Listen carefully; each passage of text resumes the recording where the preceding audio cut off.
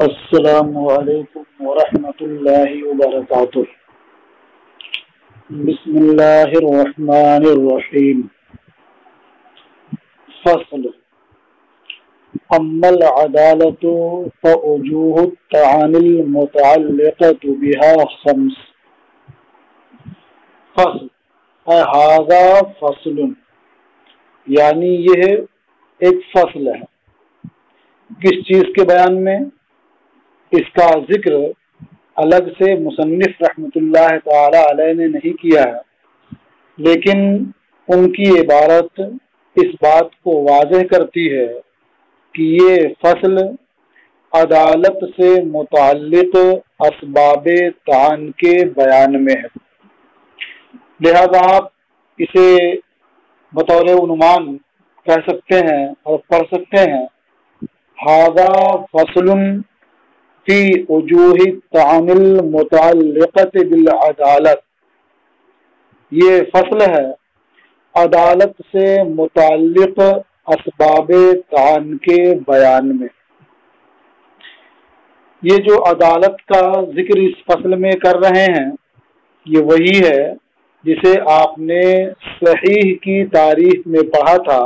کہ ما یثبت بنقل عدل تام الضبط۔ تو وہاں عدل بمعنی عادل تھا، عادل جو ہوگا تو اس کے لیے عدالت ضروری ہے۔ تو عدالت مجروح کب ہوتی ہے، تو اس کے اسباب کیا ہیں، اس تعلق سے اس فصل کے اندر مصنف رحمۃ اللہ تعالی علیہ بیان فرما رہے ہیں۔ اما العدالت فوجوہ الطعن المتعلقۃ بها خمس۔ رہا مسئلہ عدالت، تو اس سے متعلق اسباب طعن، وجوہ طعن 5 ہیں، یعنی 5 اسباب اور 5 وجوہ ایسے ہیں جن میں سے کسی ایک کے پائے جانے کی وجہ سے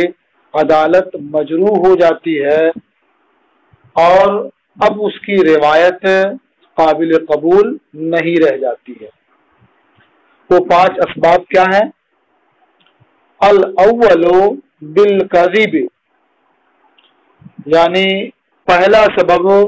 یہ ہے کہ وہ مطعون ہو کذب سے، جھوٹ سے مطعون ہو۔ والثانی باتہامہ بالکذب، اور دوسرا سبب ہے کہ راوی کذب سے متہم ہو، یعنی اتہام کذب سے مطعون ہو۔ والثالث بالفسق، اور تیسری صورت ہے کہ وہ فسق سے مطعون ہو۔ والرابع بالجہالت، اور چوتھی صورت یہ ہے، چوتھا سبب یہ ہے کہ وہ جہالت سے مطعون ہو۔ والخامس بالبدعت، اور 5واں سبب یہ ہے کہ راوی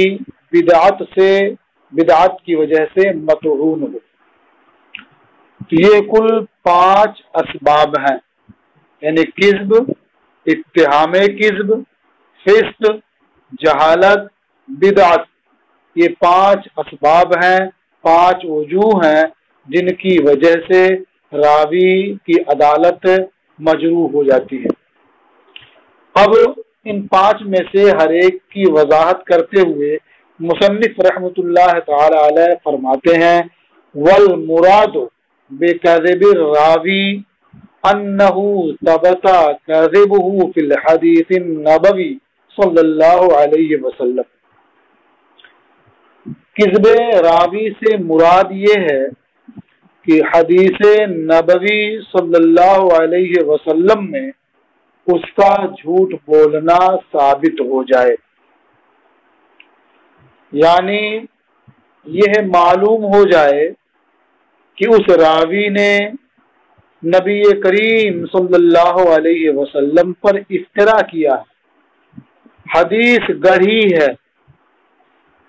اگرچہ یہ بھی معلوم ہو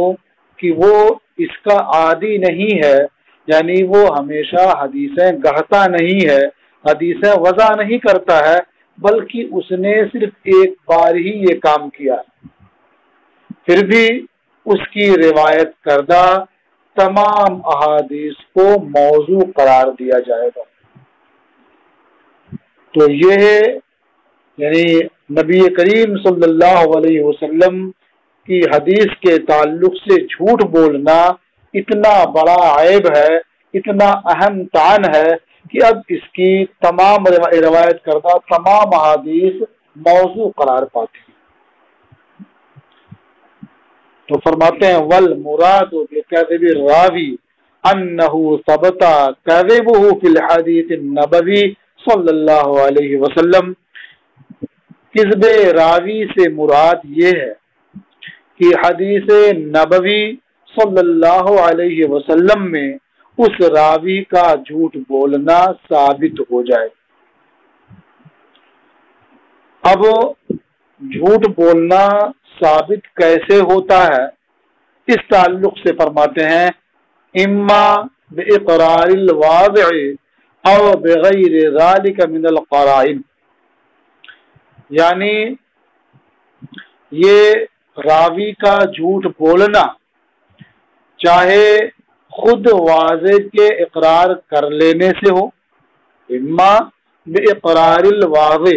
یعنی راوی کا کذب، اس کا جھوٹ، یا تو خود اس راوی جو وضع کرنے والا ہے، جو حدیث گڑھنے والا ہے، تو یا تو خود اس واضح کے اقرار سے ہو، اور بغیر ذالک من القرائن یا اقرار کے علاوہ دوسرے قرائن سے راوی کا کذب ثابت ہو۔ واضح کے راوی کے اقرار سے کذب کا ثبوت، مثلا واضح خود اس بات کا صراحتاً اقرار کر لے کہ اس نے یہ حدیث وضع کی ہے، جیسے عمر ابن صبیح کا قول ہے انا وضعت خطبۃ النبی صلی اللہ علیہ وسلم، یعنی عمر ابن صبیح نے ایک خطبہ نبی کریم صلی اللہ تعالی علیہ وآلہ وسلم کی طرف منسوب کر دیا۔ پھر بعد میں اس نے خود اس بات کا اعتراف کیا اور کہا انا وضعت خطبۃ النبی صلی اللہ علیہ وسلم، کہ میں نے نبی کریم صلی اللہ علیہ وسلم کا خطبہ وضع کیا ہے، گڑھا ہے، یعنی یہ سرکار کا ارشاد نہیں ہے۔ تو یہ تو صورت ہوئی کہ صراحتاً اقرار کر لے، یا صراحتاً اقرار نہ کرے لیکن ایسی بات کہے جو اقرار کے درجے میں ہو۔ مثلا وہ راوی ایک شیخ سے بلا واسطہ سماعت کا دعویٰ کرتے ہوئے حدیث کی روایت کرے، پھر اس کی تاریخ وہ بتائے جس میں اس راوی کا اس شیخ سے سننا کسی بھی طرح سے عقل میں آئے ہی نہ، غیر معقول ہو،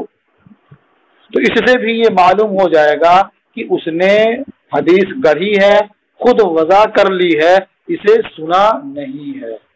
اب اقرار کی دو صورتیں ہو گئیں، یعنی وہ راوی، وہ وضع کرنے والا خود وضع کا اقرار کر لے اور صراحتاً یہ کہہ دے کہ میں نے یہ حدیث وضع کی ہے،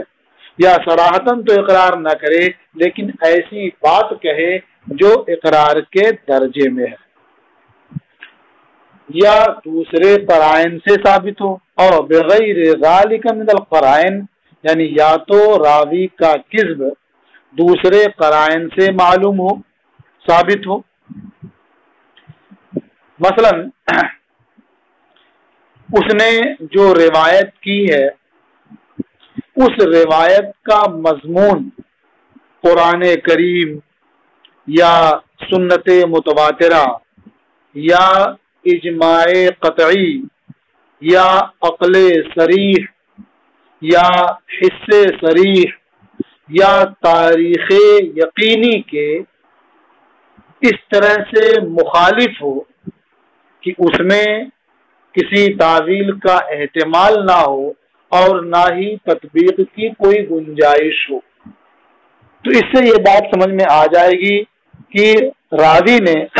یہ حدیث گڑھ لی ہے، یہ حقیقت میں اللہ کے رسول صلی اللہ علیہ وآلہ وسلم کا ارشاد نہیں ہے۔ اب حدیث مطعون بالکذب کو اصطلاح میں کہتے کیا ہیں، تو اس تعلق سے فرماتے ہیں وحدیث المطعون بالکذب یسمى موضوعا، اور مطعون بالکذب کی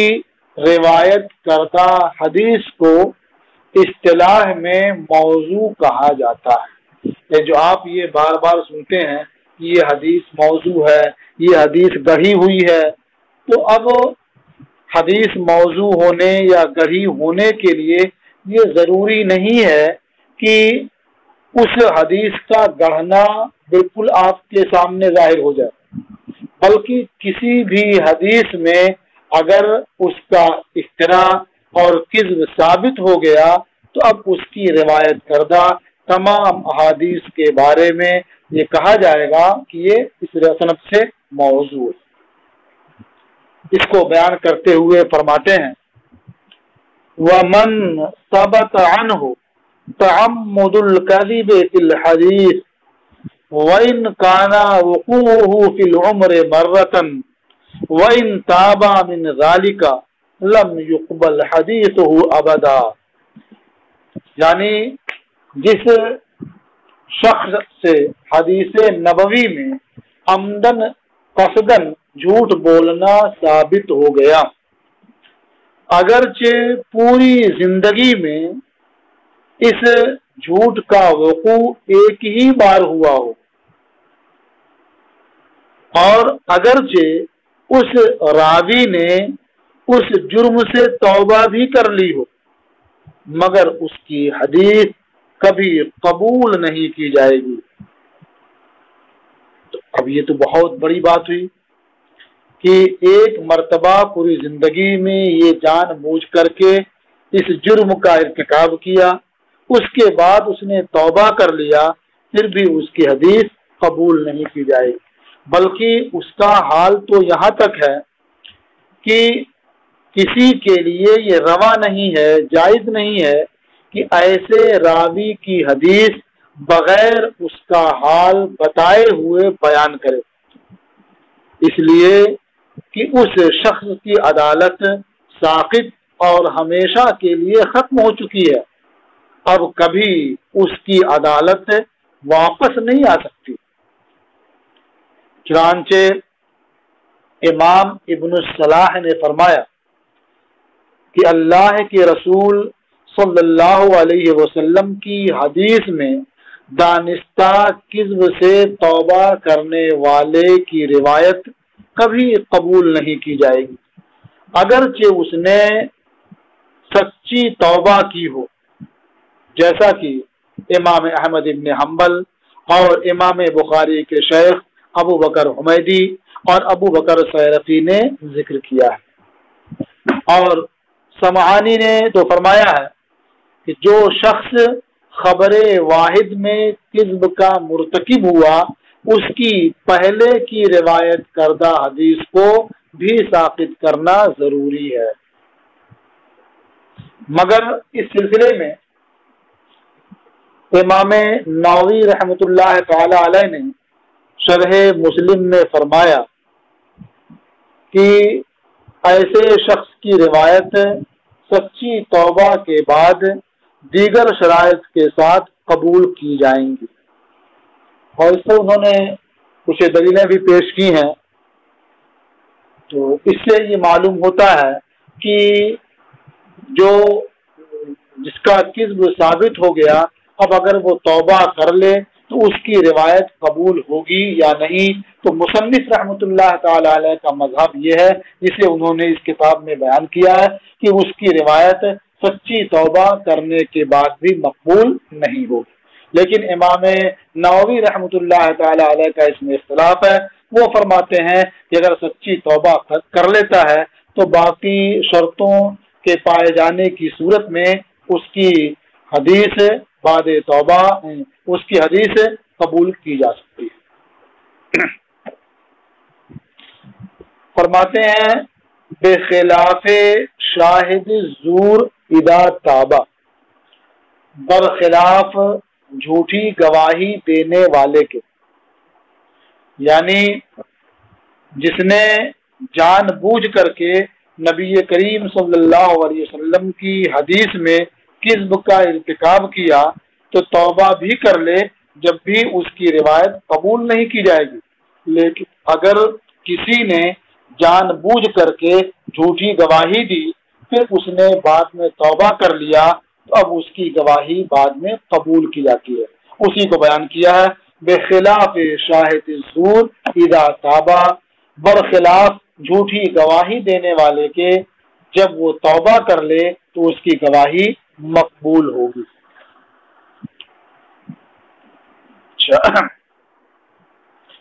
فالمراد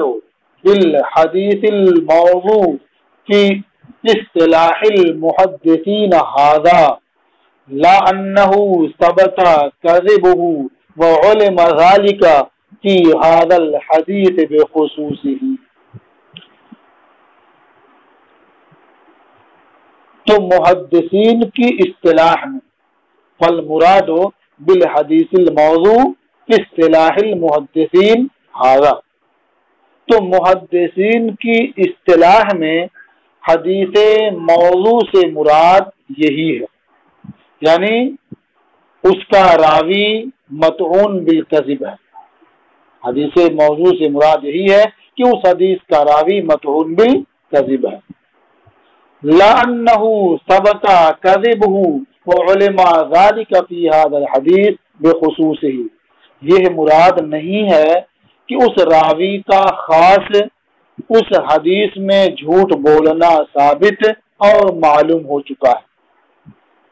یعنی یہ معلوم اور یہ ثابت نہیں ہے کہ یہ حدیث اس کی گڑھی ہوئی ہے، یہ مراد بھی نہیں ہے، بلکہ مراد یہ ہے کہ یہ اس شخص کی روایت ہے، یہ اس شخص کی بیان کی ہوئی حدیث ہے جو مطعون بالکذب ہے۔ والمسألة ظنية والحكم بالوضع والافتراء بحكم الظن الغالب۔ آگے مصنف رحمۃ اللہ تعالی علیہ فرماتے ہیں، اور یہ والمسألة ظنية، اور یہ مسئلہ یعنی وضع حدیث کا مسئلہ ظنی ہے، اور وضع افتراء کا حکم ظن غالب کے اعتبار سے ہے۔ والحکم بالوضع والافتراء بحکم الظن الغالب، اور وضع افتراء کا حکم ظن غالب کے اعتبار سے ہے۔ ولیس الی القطع والیقین بذلک سبیل، اب ظن غالب ہی کے اعتبار سے کیوں ہے تو اس کے بارے میں صاف صاف فرما دیتے ہیں کہ ولیس الی القطع والیقین بذلک سبیل، اور اس میں قطع و یقین یعنی شک بالکل ختم ہو جائے اور یقین حاصل ہو، اس کی کوئی راہ نہیں ہے، اور قطع و یقین کی اس میں کوئی راہ نہیں ہے۔ فإن الکذوب قد یصدق، کیونکہ کذوب یعنی بہت بڑا جھوٹا، بہت زیادہ جھوٹ بولنے والا شخص بھی کبھی سچ بولتا ہے، کیونکہ بہت زیادہ جھوٹ بولنے والا شخص بھی کبھی سچ بولتا ہے، لہذا مطعون بالکذب کی روایت میں بھی اس بات کا احتمال رہے گا کہ وہ اس حدیث کی روایت میں سچا ہو، اس لیے قطع و یقین کا کوئی راستہ نہیں ہے، جو حکم بھی لگے گا وہ ظن غالب ہی کی بنیاد پر لگے گا۔ اسی لیے فرمایا کہ یہ مسئلہ یعنی وضع حدیث کا مسئلہ ظنی ہے، اور وضع و افتراء کا حکم ظن غالب ہی کے اعتبار سے ہوتا ہے۔ وَبِهَذَا يَنْدَفِعُ مَا قِيلَ فِي مَعْرِفَةِ الْوَضْعِ بِإِقْرَارِ الْوَاضِعِ، اور اس کلام سے وہ اعتراض بھی دفع ہو جاتا ہے جو خود واضح کے اقرار سے وضع کی معرفت کے سلسلے میں کیا گیا ہے۔ انہ یجوز ان یکون کاذبا فی ھذا الاقرار، کہ ہو سکتا ہے واضح اپنے اس اقرار میں جھوٹا ہو۔ اب اعتراض ہے کیا اور کیسے ختم ہوتا ہے، تو اس کے لیے آپ صورت مسئلہ سمجھ لیں۔ یہاں مسئلے کی صورت یہ ہے کہ ابن الصلاح نے فرمایا انما یعرف کون الحدیث موضوعا باقرار الواضح، یعنی حدیث کا موضوع ہونا واضح کے اقرار سے پہچانا جاتا ہے، جانا جاتا ہے۔ اس پر یعنی ابن الصلاح کے اس قول پر ابن دقیق العید نے یہ اعتراض کیا کہ اسباب وضع کی معرفت میں راوی کے اقرار وضع کا بھی ذکر ہے۔ یہ اقرار اس کی حدیث کے رد کے لیے تو کافی ہے کہ اس کی حدیث رد کر دی جائے، قبول نہ کی جائے، لیکن اس سے اس کے موضوع ہونے کا یقین نہیں ہو سکتا۔ یعنی راوی کے خود وضع کا اقرار کرنے سے اس بات کا یقین نہیں ہوگا کہ واقعی وہ حدیث موضوع ہے۔ کیوں یقین نہیں ہوگا؟ اس لیے کہ ممکن ہے کہ وہ شخص اپنے اس اقرار میں جھوٹا ہو، یعنی اس نے غلط اقرار کیا ہو، لہذا واضح کے اقرار سے حدیث کے موضوع ہونے کا حکم لگانا جائز نہیں ہے۔ تو یہ ابن دقیق العید نے ابن الصلاح کے قول پر اعتراض کیا تھا۔ تو اب مصنف رحمۃ اللہ تعالی علیہ فرماتے ہیں کہ ابھی جو گفتگو ہوئی، یعنی یہ وضع حدیث کا مسئلہ یہ ظنی ہے، اور وضع و افتراء کا جو حکم ہوتا ہے وہ ظن غالب ہی کی بنیاد پر ہوتا ہے، اس سے وہ اعتراض ختم ہو جاتا ہے، دفع ہو جاتا ہے۔ کہتے ہیں وہ اعتراض ختم ہو جاتا ہے۔ فَإِنَّهُ يُعْرَفُ صِدْقُهُ بِغَالِبِ الظَّنِّ، کیونکہ اس کا صدق یعنی اقرار کرنے والے کا صدق، کیونکہ اس کا اپنے اقرار میں صدق ظن غالب سے معلوم ہوتا ہے، اور ظن غالب ہی کا اعتبار ہے۔ تو یہ کہہ سکتے ہیں کہ یہی ابن دقیق العید کے اعتراض کا جواب ہے، یعنی اس کا اپنے اقرار میں صدق ظن غالب سے معلوم ہوتا ہے، کیونکہ وضع حدیث کا حکم ظن غالب کی بنیاد پر ہے، یقین کی بنیاد پر ہے نہیں۔ اور یہاں جو راوی اپنے وضع کا اقرار کر رہا ہے تو اس اقرار سے بھی ظن غالب یہی ہوتا ہے کہ وہ سچ بول رہا ہے، لہذا اس کے اقرار کا اعتبار کرتے ہوئے اس کی روایت پر موضوع ہونے کا حکم لگایا جائے گا۔ دوسرے بہت سے مسائل میں بھی ایسا ہی ہے کہ وہاں یقین نہیں ہوتا ہے، صرف ظن غالب ہوتا ہے اور اس کی بنیاد پر حکم لگا دیا جاتا ہے۔ اس کو آگے بیان کرتے ہوئے فرماتے ہیں وَلَوْلَا ذَلِكَ لَمَا سَاغَا قَتْلُ الْمُقِرِّ بِالْقَتْلِ وَلَا رَجْمُ الْمُعْتَرِفِ بِالزِّنَا فَفَهَمْ، اور اگر ایسا نہ ہو، یعنی ظن غالب کی بنیاد پر حکم نہ لگایا جائے، تو قتل کا اقرار کرنے والے کو قصاص میں قتل کرنا اور زنا کا اعتراف کرنے والے کو سنگسار کرنا روا نہیں ہوگا، اس کی گنجائش نہیں ہوگی۔ کیوں گنجائش نہیں ہوگی؟ اس لیے کہ جب آپ ہر جگہ یقین تلاش کریں گے تو اس کے اقرار کی بنیاد پر یقین تو حاصل نہیں ہوگا، کیونکہ یہاں بھی اس بات کا احتمال رہے گا کہ ہو سکتا ہے وہ اپنے اقرار میں جھوٹا ہو۔ تو یہاں بھی حکم ظن غالبی کی بنیاد پر ہوتا ہے، اور وہاں یعنی جب راوی اپنے وضع کا اقرار کرے گا تو وہاں بھی وضع کا حکم دے دیا جائے گا ظن غالب کی بنیاد پر۔ مصنف رحمۃ اللہ علیہ فرماتے ہیں فہم، لہذا آپ اسے سمجھیے، یعنی اس بات کو جانیے اور غور کیجئے کہ تحقیقی بات وہی ہے جو ابن الصلاح نے بیان کی ہے کہ اقرار واضح کی بنیاد پر حدیث کے موضوع ہونے کا حکم دینا غلبہ ظن ہی کی وجہ سے ہے، یقین کی وجہ سے نہیں ہے۔ اب چونکہ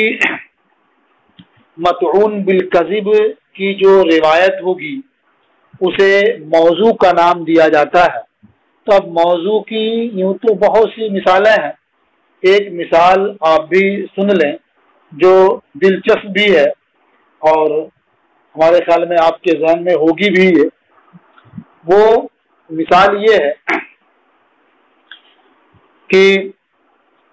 جعفر بن محمد طیالسی انہوں نے بیان کیا کہ امام احمد ابن حنبل اور امام یحییٰ ابن معین ان دونوں حضرات نے مسجد میں نماز ادا کی۔ نماز کے بعد ایک خطیب صاحب کھڑے ہوئے اور حدیث بیان کرنا اور لوگوں کو سمجھانا شروع کیا، تو اسے نے یہ بھی کہا، ایک حدیث اس طرح سے بیان کی، حدثنا احمد بن حنبل ويحيى بن معين قال حدثنا عبد الرزاق قال حدثنا معمر عن قتادة عن انس قال قال رسول الله صلى الله عليه وسلم من قال لا اله الا الله يخلق من كل كلمة منها طائر منقاره من ذهب وريشه من مرجان۔ تو اس طرح سے اس شخص نے لمبی حدیث بیان کی اور قریب 20 ورق وہ سناتا رہا، بیان کرتا رہا اور اپنی تقریر کرتا رہا۔ ادھر حضرت امام احمد ابن حنبل اپنے ساتھی امام یحییٰ ابن معین کی طرف دیکھ رہے ہیں اور یحییٰ ابن معین یہ امام احمد ابن حنبل کی طرف دیکھ رہے ہیں۔ بالآخر حضرت احمد ابن حنبل نے فرمایا کہ کیا آپ نے اس سے یہ حدیث بیان کی ہے؟ انہوں نے کہا واللہ ما سمعت به الا هذه الساعة، بخدا میں نے یہ حدیث تو ابھی سنی ہے، یعنی اس سے پہلے میں نے یہ حدیث سنی ہی نہیں تھی تو اس سے بیان کیسے کرتا۔ کہتے ہیں کہ یہ دونوں حضرات خاموش رہے یہاں تک کہ وہ خطیب صاحب اپنے خطابت سے اور اپنے وعظ اور قصے سے فارغ ہوئے، تو حضرت یحییٰ ابن معین نے اسے اشارے سے بلایا۔ وہ آئے تو ان سے حضرت یحییٰ ابن معین نے کہا کہ آپ سے یہ حدیث کس نے بیان کی ہے؟ تو اس نے کہا احمد ابن حنبل اور یحییٰ ابن معین نے۔ تو حضرت یحییٰ ابن معین نے فرمایا انا یحییٰ ابن معین وہذا احمد ابن حنبل، میں یحییٰ ابن معین ہوں اور یہ جو بغل میں بیٹھے ہوئے ہیں یہ احمد ابن حنبل ہے۔ ما سمعنا بهذا قط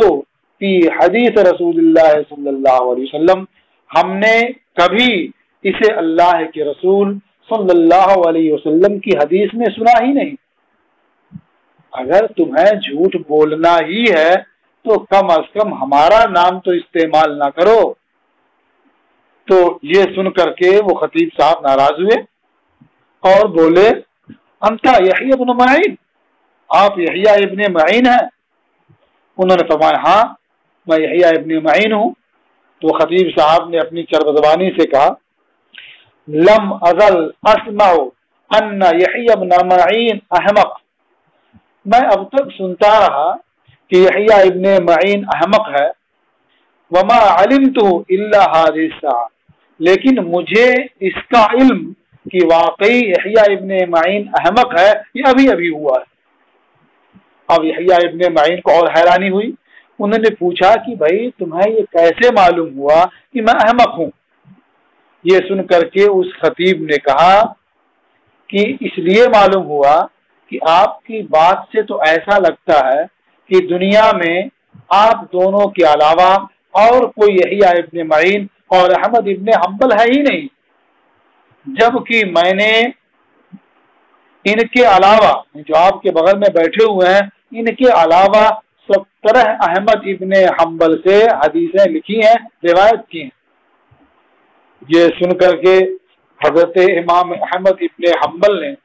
اپنی آستین چہرے پر رکھی اور اپنے ساتھی حضرت یحییٰ ابن معین سے فرمایا اسے چھوڑو اور یہاں سے چلو، اور وہ دونوں گویا اس کا استہزاء کرتے ہوئے وہاں سے اٹھ کر چلے گئے۔ تو یہ ہے حدیث موضوع، یہ ہے اللہ کے رسول صلی اللہ علیہ وسلم کے کلام میں جھوٹ بولنے والے کا ذکر، کہ جب آدمی جھوٹ بولتا ہے تو کس طرح جری اور بے باک ہو جاتا ہے کہ جن کا نام لے کر کے وہ حدیث روایت کر رہا ہے وہ سامنے موجود ہیں اور جب بھی وہ جھوٹ بولے جا رہا ہے۔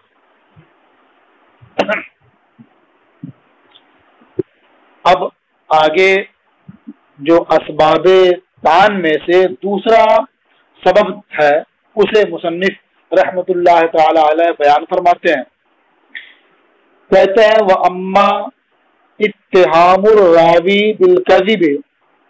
فبأن يكون مشہورا بالکذب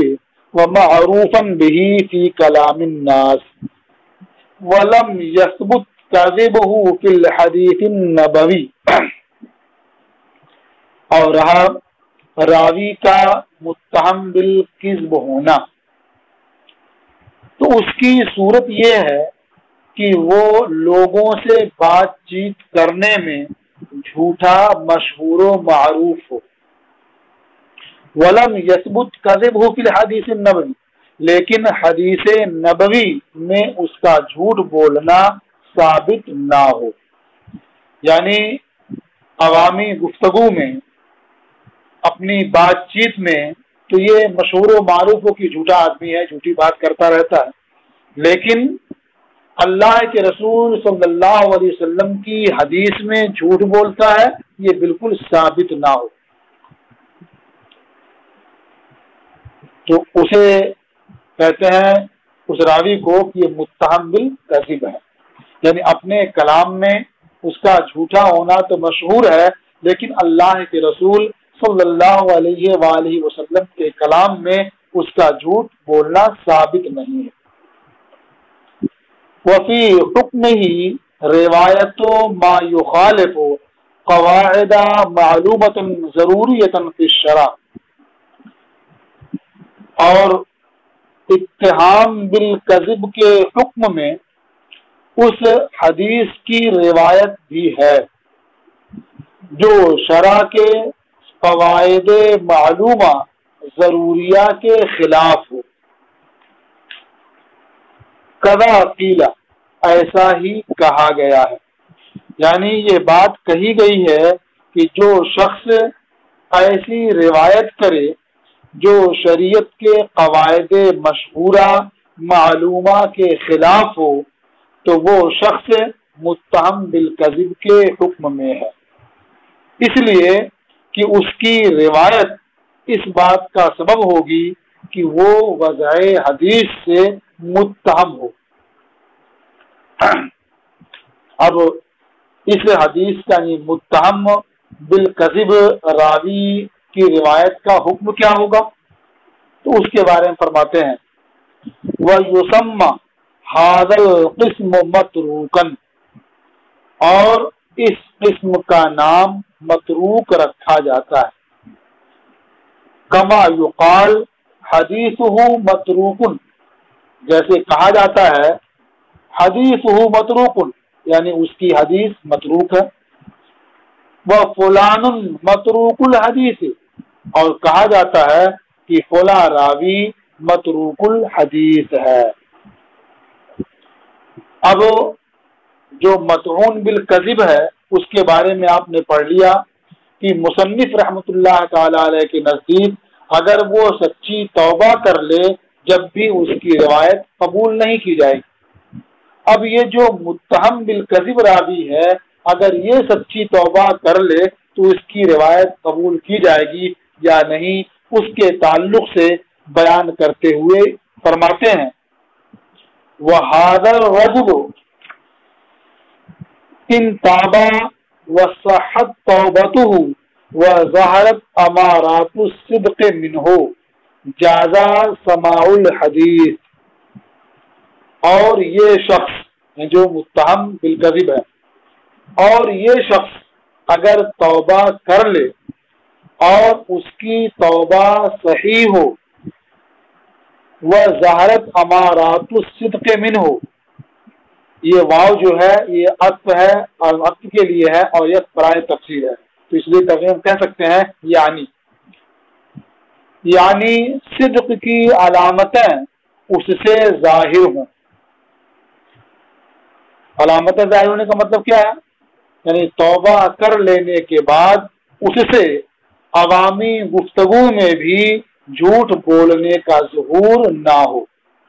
تو یہ ہوئی سچی توبہ اور یہ ہے اس کی علامت کا ظاہر ہونا۔ تو اب اگر یہ راوی جو متہم بالکذب ہے اگر یہ سچی توبہ کر لیتا ہے اور اس کی علامت ظاہر ہوتی ہے جازا سماع الحدیث، تو اس سے حدیث کی سماعت جائز ہے۔ لیکن اگر توبہ کے بعد بھی اس سے کذب کا ظہور ہو تو پھر اس کی حدیث بھی قابل سماعت نہیں ہوگی اور قابل روایت نہیں ہوگی۔ والذی یقع منہ الکذب احیانا نادرا فی کلامہ غیر الحدیث النبوی فذلک غیر مؤثر فی تسمیۃ حدیثہ بالموضوع او المتروک وان کان معصیہ۔ اب یہ ہے کہ کوئی ایسا شخص ہے جو عوام میں جھوٹ بولنے میں مشہور و معروف نہیں ہے، لیکن اس سے کبھی نادراً حدیث نبوی کے علاوہ اپنے کلام میں جھوٹ واقع ہو جائے تو کیا اس کی وجہ سے اس کی حدیث بھی متروک ہو جائے گی؟ تو اس کا حکم بیان کرتے ہیں کہ اگر ایسا نادراً غیر دانستہ کبھی ہو جائے تو اس کی وجہ سے اس کی حدیث متروک نہیں ہو۔ فرماتے ہیں والذی یقع منہ الکذب احیانا نادرا فی کلامہ، اور وہ شخص جس سے حدیث نبوی کے علاوہ اپنے کلام میں کبھی نادراً جھوٹ واقع ہو جائے فذالک غیر مؤثر فی تسمیۃ حدیثہ بالموضوع او المتروک، تو وہ جھوٹ واقع ہو جانا اس کی روایت کردہ حدیث کے موضوع یا متروک نام رکھنے میں اثر انداز نہیں ہوگی، یعنی اس کی وجہ سے اس کی حدیث کو نہ موضوع کہا جائے گا اور نہ ہی متروک کہا جائے گا۔ وَإِن كَانَتْ مَعْصِيَةً، اگرچہ یہ احیاناً اور نادراً کذب کا وقوع بھی معصیت ہے، یعنی اس کا یہ جھوٹ بولنا یہ واقع ہو جانا بلا شبہ معصیت ہے، لیکن اس کی وجہ سے اس کی حدیث نہ متروک کہلائے گی نہ موضوع کہلائے گی۔ اب یہ ہے کہ حدیث متروک کی کوئی مثال بھی آپ کے سامنے آنی چاہیے، تو حدیث متروک کی مثال سنن دارمی میں یہ حدیث ہے اخبرنا محمد بن حاتم حدثنا عامر بن صالح حدثنا یونس عن ابن شہاب قال العلم خزائن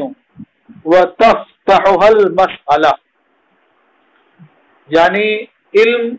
یہ خزانے ہیں، یہ ذخیرے ہیں، اور پوچھنا، سوال کرنا